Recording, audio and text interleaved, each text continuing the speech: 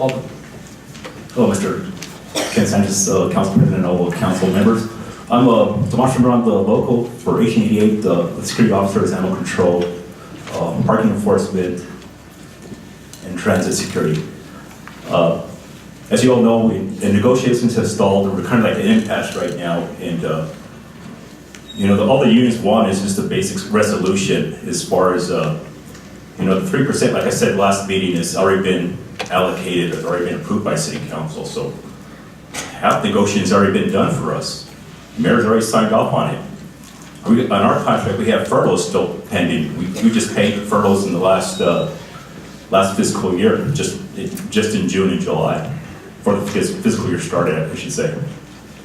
And all I want to do, since we got administration here, we got the unions here, we got the council, we got the three bodies of this organization together, I just plead out to the administration that the 3% has already been allocated, the mayor signed off on it, give it to the unions. I mean, all the other employers got their 3% off the bat July 1st, and we're still in September, we have no deal yet. And all I want is a fair deal. All the unions want is a fair deal. We want collective bargaining. I mean, we want our union time to be preserved. It's something that's been there for us for years. Why are we going to give it back for 3%? It doesn't make sense to me. It doesn't make economic sense for us. We're one of the smallest bargaining units, so it would just be like crippling us if we gave union time away for just no reason. I'd like to have a resolution. If we can come to some kind of resolution, we can get this deal done. The workers can go back to work, be happy with the contract. They keep the language as is. The 3% goes across the board. The furloughs come off the books. We're not in a budgetary crisis, so the furlough should automatically be gone. I don't know why they're doing our contract. Thank you very much. Before you step down, I think that Councilor Benton has a comment or a question. Yes, you raise an interesting point, which is that a small bargaining unit under the concept of giving up union time, and the alternatives to that is really kind of at a disadvantage versus a bigger bargaining. Exactly. Council Benton, we're sitting probably around 50%. We don't make these bigger units. Right, a 80, smaller 90, unit really kind of needs the time. Exactly. And our bargaining unit is only, president's supposed to get 8 hours a week for president's time, and I'm having a hard time just getting that, sir, just to be honest with you. Thanks for making that point. Thank you, Mr. Thank you, sir. Gary Allen, Ann Goodman, Manny Montano, and Roger Mickelson. Council President, City Councilors, my name is Gary Allen. I'm an Executive Officer with AFSME. I'm also an employee at Park Management. And I'm here to say that our department is under siege and it's being dismantled. At the beginning of 2013, we had 130 permanent employees. Now, at this day, we have 92 permanent employees and 115 ADECO temps. Now, these temps are not educated, they're not trained and they're not qualified personnel. So our costs are skyrocketing, our maintenance costs, because what's going on is they're breaking mowers, they're not taking care of equipment right, they're just not receiving the trainings and the benefits of a city employee. We cannot displace permanent city employees with unqualified personnel. Now, back in 1997, our department had 170 employees and we maintained 3,100 acres. Today, in 2014, we maintain 4,500 acres of parkland with 92 permanent employees. There's a huge disparity there, and our ability to effectively maintain the parks has been diminished by this administration. In fact, Mr. Perry has been on the record saying that he can get anybody and pay a minimum wage to cut grass. Now, the people at Park Management who mow grass possess at least 2 to 3 licenses. And this kind of degradation and this kind of disrespect is what we've been enduring for the past 4 to 5 years. I ask along with the fellow people that just came up here that we have some kind of resolution in this and something is done to save our department, to save Park Management. I mean, there's countless children, teams, leagues that use our fields and facilities, and all we want to do is provide a good field, a safe field for them to enjoy. Thank you. Before you step down, I think that Councilor Gibson also has a question for you. Yes. Thank you, Mr. President. Mr. Allen, it concerns me, and this is not the first time I've heard about this. I've heard it from various different sources, that the lack of training and a formalized path for getting certain certifications is not as strong or as enforced. I don't know if that's the right word, as it used to be. I feel compelled to be frank with you. Actually, our training and certification program is being undermined by this administration and by upper management.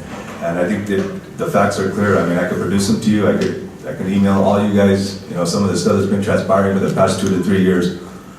Training is essential, and without training, I mean, safety, cost, everything is under question. I agree. So here, I guess here's my question. Is that, in your opinion, do you see that downward slope as a result of using more contract employees, or do you think that it's independent from that? Precisely, that's absolutely correct. It is because we do not have trained employees anymore, going through our programs, obtaining these licenses and certifications. So as I said before, what's resulting is our maintenance costs are skyrocketing because, they're abusing the mowers, they're abusing, the hand tools and everything like that. It's just costing us a lot more money, whereas back in the past, we had permanent city employees that were forced to go through these rigors of this program, this training and certification program, to obtain their qualifications, and it made them stellar employees. It made them accountable for the equipment that they were in charge of. So I think I would find it useful, and perhaps other counselors here might find it as useful, to know what kind of injuries your department has had. Sure, I can produce all that. I don't know, a year or two, something like that, and as well, what kind of maybe risk management claims? Yeah, that's what I was thinking. I'm pretty sure we can obtain all that from risk management. And it might also be useful to know what kind of problems have been come up for, related to maybe broken equipment, lost equipment, things like that. I'm sure. City assets. Yes, ma'am. I'm sure that we could produce all of that. Okay. I would very much like to get that from you, and we'll make sure that other councilors are given that as well. Thank you, sir. Thank you. Okay, Councilor Rodriguez, I think has a question for you. Yes, sir. Thank you, Mr. President, Mr. Allen. And thank you, Councilor Gibson, for asking for that. I think it'd be informative, but also it would be something that we could, at least have a discussion about. But the other thing I wanted to ask you about, and it sort of struck me, you're talking about training. That's just so you guys can have a license up on the wall, right? I mean, it's just for show. No, actually, these classes that we're forced to go through are kind of rigorous. They're kind of intense. They're in classroom classes and out in the field, and we're required to demonstrate our expertise before we're given a raise, before we're given, promoted to the higher grade. I mean, we're required to jump through all these loops. So there's something that is not only teaching you, but you are then able to impart some of the information that you say to colleagues. Yes, and sir. you're able to sort of keep each other checked, if you will. Yes, sir. Not only to colleagues, but to the citizens out there. Part of our job is education also. I mean, we educate the people on the trees, on the grass, on everything that's in the parks, the irrigation systems. And robbing us of our education is going to be detrimental to our city. So that part I knew intuitively, but I'm glad that you're able to sort of express it, because I think a lot of folks think, you just hop on a riding mower and have a great time and, just go Yes, sir. around chopping down the grass. Yeah, it's a little more than that. So I appreciate that, and I want to thank you for that, and I want to thank everybody that does the work they do on a daily basis, because like you said, not only does that license give you the information and the training, but it also allows you to do the kind of work that we expect, that we deserve, and that you offer. So for that, I want to thank everyone. Thank you, sir. Thank you, Mr. Allen. Councilor, excuse me, you're not? Okay. One more. Councilor Pena. I'm sorry, it's really not a question for you, but I just wanted to talk to John a little bit, because we talked about this at the last council meeting, and I had asked that we could propose some kind of resolution so that, I know this is getting old already in terms of these employees waiting on their dollars, so I was hoping to see if we can try to pass some type of resolution to where they would be able to secure these dollars into next year. So can you tell me where we're at with that? Mr. President, Councilor Pena, we Of course, and I know you understand, we cannot get involved in the collective bargaining process. However, what we can do and what we're drafting is a resolution, which is a statement of policy, which says that should the 3% that is reserved and included in the budget not be allocated or not be given via collective bargaining agreement to the unions, that money, as a matter of policy, will carry forward in addition to any additional raises next year. Okay, so we can have that resolution for next council. Mr. President, Council Pena, we can have that for the 15th. Okay, and then, Mr. President, I'd like to ask administration, so update, what's going on? Mr. President.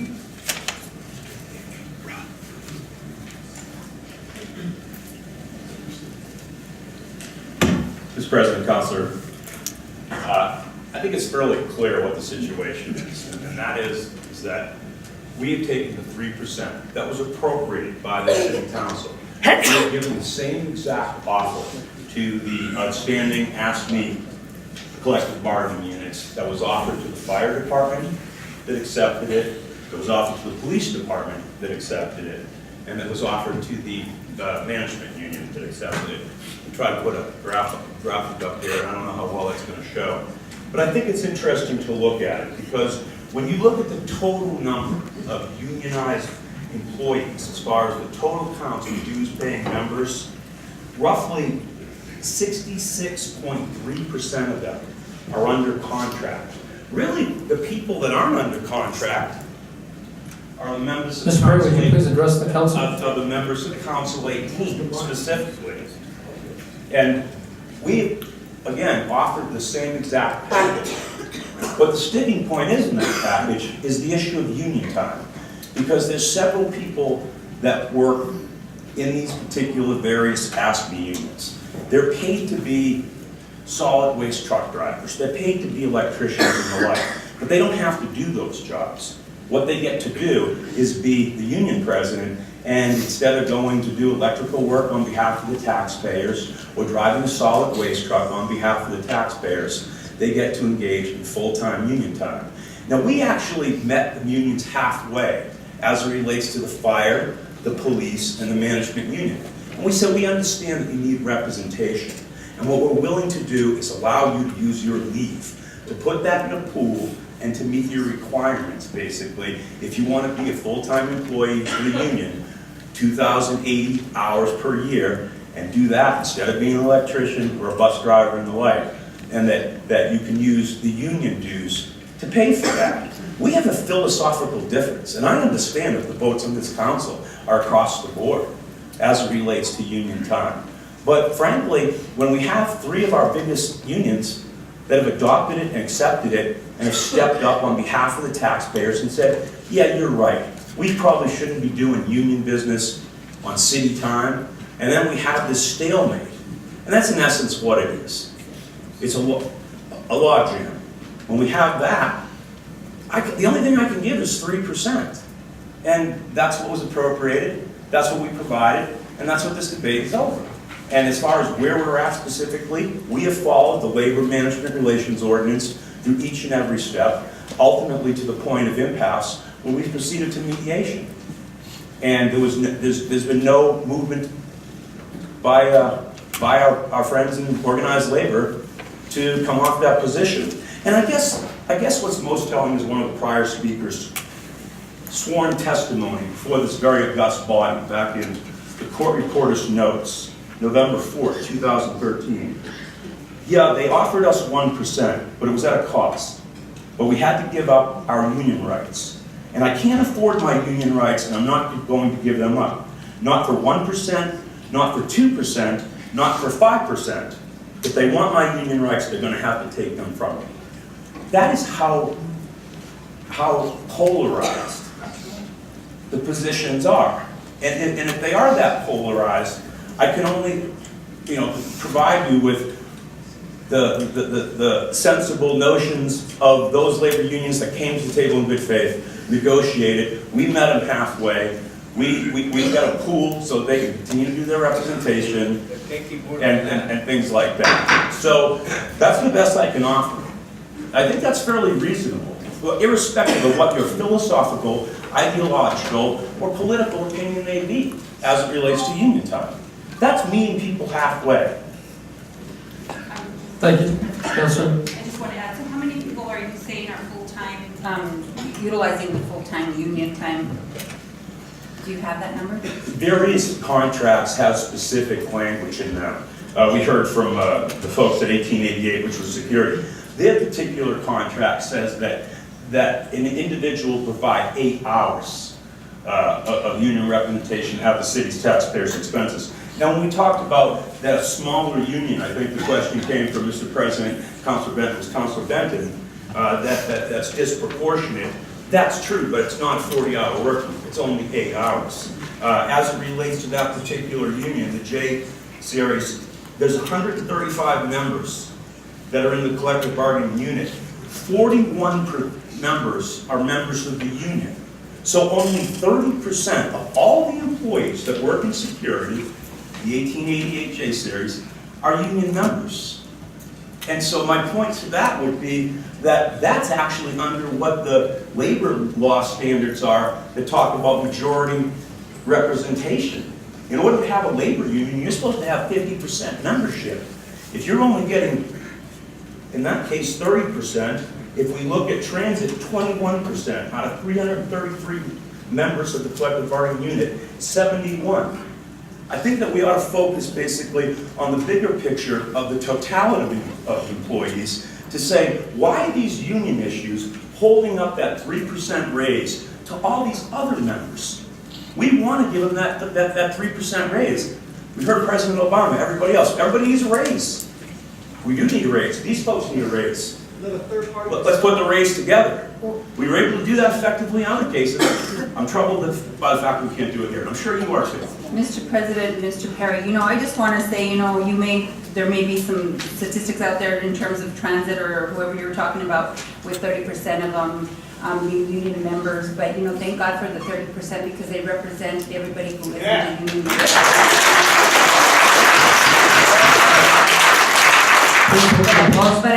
But I wanted to add to that is that, so how come we're not going to arbitration then? So if there's a sticking point on that end, Sure. there's a sticking point on our end. Great question, Mr. President. Councilor Penny, as the Councilor knows, the Labor Management Relations Ordinance does not have a provision for binding arbitration. Under the State Public Employee Bargaining Act, there is, but it's total package. We actually had, after the Guidelines Committee, that Councilor Gibson and several others, Councilor Jones and other councilors were involved. I think Councilor Gardenia was on there and another councilor as well. We looked at the possibility of saying, even though it's not in our ordinance, would we be willing to go to arbitration? Well, sure we'd be willing to go to arbitration. Mr. Yermal sent a letter. He talked with Council 18. What Council 18 wants to do is they don't want to provide the protections that are in the People Law, which basically say that no matter what an arbitrator does, he cannot exceed the appropriation of the body, because that would be taking your authority away. In its totality, I mean, the major purpose of a legislative body is the appropriations power. And that would be taking that away, because an arbitrator now could say, they came to us, they wanted 3% per year for the last 3 years. And that's kind of like where we're at on that. It's just completely unreasonable. There isn't even appropriations there to do it.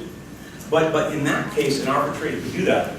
I wouldn't be doing you justice. It would probably be illegal and certainly improper for me to make an agreement that binds you, that limits your appropriations authority, and otherwise exposes not just the 6,000 employees or the 600 members that don't have a union contract right now, these particular employees, but almost 565,000 people that we have to represent in the city. They're called the taxpayers. We have a responsibility and a duty to them as well. Let's go ahead and go on to Councilor Benton, and then Councilor Gibson, and then Councilor Gardenia. That will be the last questions on this issue. Councilor Gibson. Thank you, Mr. President.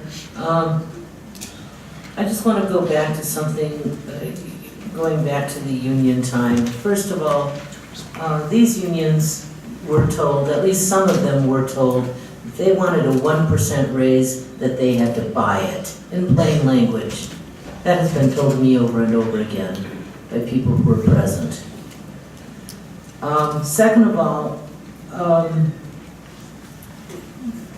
unions representatives must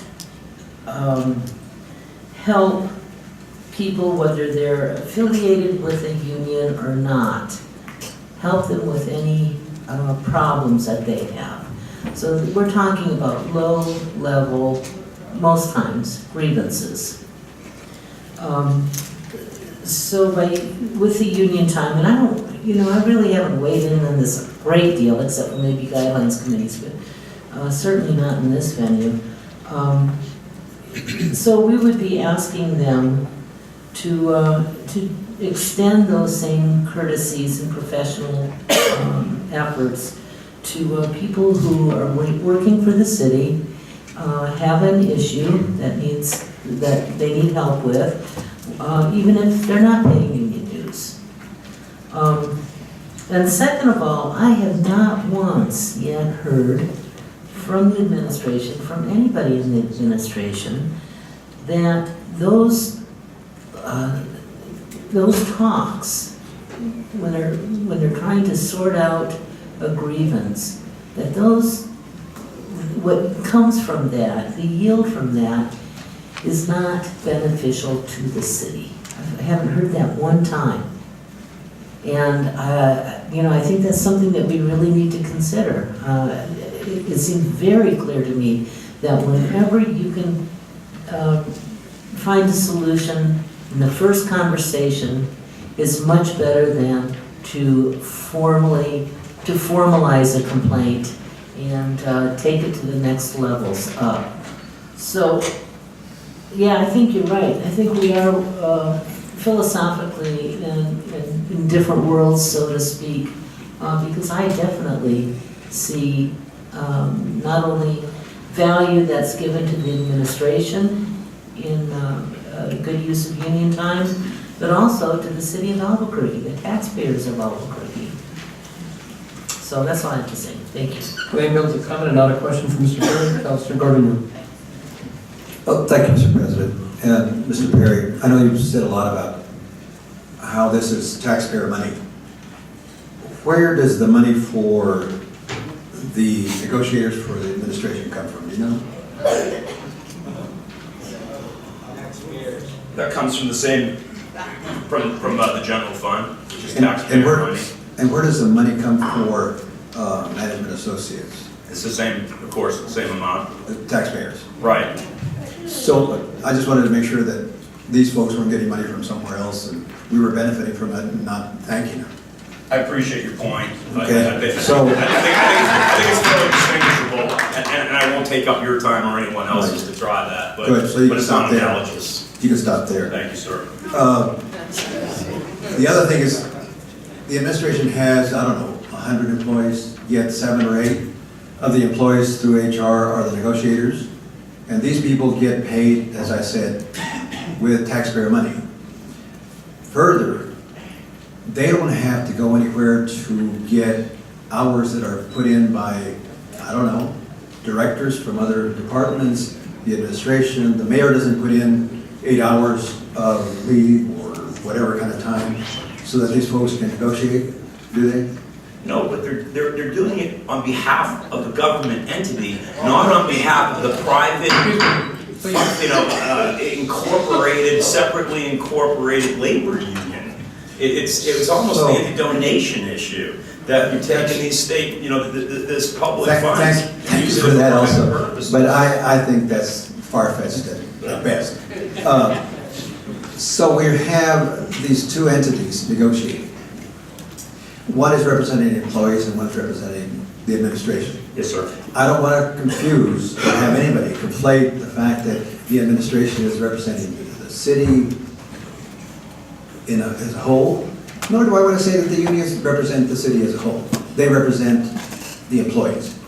The employees deserve that kind of representation.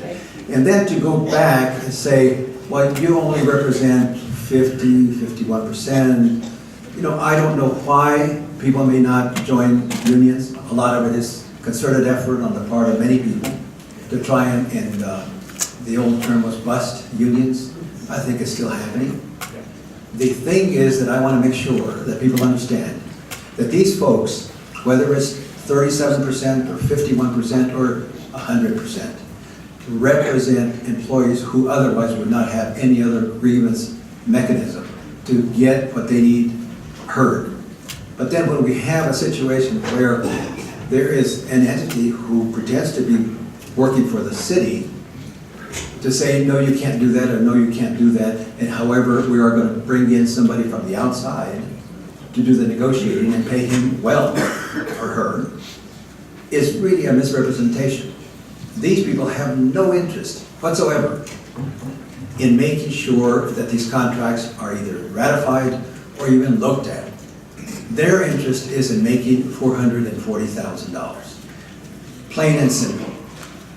That's all I have. Thank you, Thanks, sir. Okay, Councilor Bennett. This is your first warning with the applause. I'm asking you to please hold your applause as part of the rules of this council. I'll just make comments if Mr. Perry wants to respond, that's fine, but with regard to binding arbitration, I mean, I would think that any arbitrator would recognize the intent of the council with regard to our direction vis-a-vis contracts and how much employees in the city of Albuquerque would be paid. And then, you know, I am struck by the example of a small bargaining unit, and as Councilor Gardenia said, I mean, no matter what the percentage is, I guess the one question I might ask is, you know, there would seem to be some kind of inference. I mean, does the administration intend to try to decertify some of these unions or something along those lines? I hope not. Is that, you know, I mean, the idea that they don't qualify, Mr. Perry, that you mentioned, under the Labor Relations Act? Well, I think at this point, I'm just illustrating how low that membership actually is as it relates to what the legal thresholds are. Well, and if I haven't contemplated, right, or do I foresee contemplating any particular legal actions? Okay, well, I mean, I just think, I'm putting myself in a position of a member of a small bargaining unit and try to decide whether I'm going to renew my dues or not, and they haven't gotten anything for how many years, a long time, nothing's come out of it, then it's sort of a self-fulfilling prophecy when you know, the union's having a hard time producing, yet now we're saying, well, on a small unit, we're going to reduce their time down to a negligible number of hours to be able to represent their membership. And I really think we ought to be appreciating, as was said, the people who do contribute to their union. Otherwise, there would be no bargaining at all. Mr. President Sanchez and Council Grant, if I could just briefly respond to that. I think one of the realistic overtures that occurs with this is a situation where you do have a majority of people that want the 3%, and when they see things holding it up, maybe the union time, maybe the fact that they look like it could be self-serving situations, that it probably does put pressure and strife within an internal of the union. I'm not saying that's a good or a bad thing. I guess that's democracy in a certain way, that members of the voting body get to observe around them who benefits, who doesn't, things like that. But you know, I think that's realistic in this dynamic that we're dealing with as well. I can assure you that, you know, I'd be willing to go in the back room right now and stay here till 3 a.m. and to try to get that 3% into the pockets of those employees that deserve it. But I also got to tell you, in all honesty and candor and good faith, that I think that, as Ms. Rinaldi said, it's never going to happen if union time is the issue. And it's unfortunate, because the benefit that's endured and instilled on a few creates a detriment to the many. Well, you're implying that the representative of the union is receiving some special benefit. The representative of the union is doing a job for their bargaining unit at the same time, and also doing their regular job and trying to balance those needs. They're not doing their regular job. Well, they're not, because somebody's got to represent the union. right? But those individuals are going to, you know, under the proposal of the administration, are going to be, the individual members and dues-paying members are going to be disproportionately affected by the union time proposal. It works great for the big union. The unions you named, AFD, APD, and the management unions, yeah, it's 66% of the total. So the others are relatively small units, and I think we really have to recognize that it's unfair to the average individual member to not allow allow this time to occur. Anyway.